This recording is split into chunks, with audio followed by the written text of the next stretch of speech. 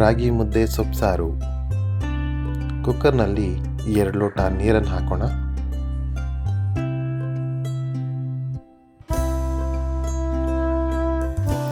ಒಂದು ಕಪ್ಪು ಆಲ್ರೆಡಿ ಬೇಯಿಸಿದಂಥ ಅನ್ನ, ರುಚಿಗೆ ತಕ್ಕಂತೆ ಉಪ್ಪು, 2 ಕಪ್ಪು ರಾಗಿ ಹಿಟ್ಟು,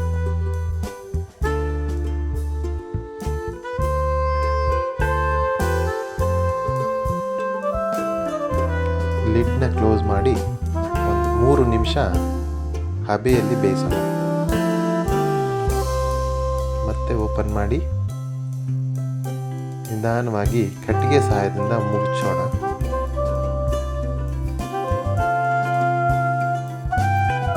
ಚೆನ್ನಾಗಿ ಮುಚ್ಚಿದ ನಂತರ ಮಿಕ್ಸ್ ಮಾಡಿದ ನಂತರ ಅದನ್ನು ಮತ್ತೆ ಗ್ಯಾಸ್ ಸ್ಟವ್ ಮೇಲೆ ಇಟ್ಟು 3 ನಿಮಿಷ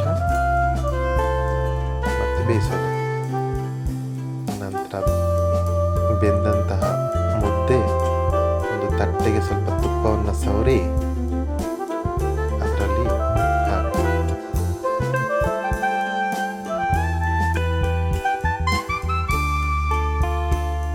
ಸ್ವಲ್ಪ ಕೈಗೆ ನೀರನ್ನು ಒದಿಸಿಕೊಂಡು ನಿಮಗೆ ಎಷ್ಟು ಗಾತ್ರದ ಮುದ್ದೆ ಬೇಕೋ ಅಷ್ಟು ಹಿಟ್ಟನ್ನು ತಗೊಂಡು ಉಂಡೆ ರೀತಿಯಲ್ಲಿ ಮಾಡಿ ಸರ್ವ್ ಮಾಡೋಕ್ಕೆ ನಿಮ್ಮ ಮುದ್ದೆ ರೆಡಿ.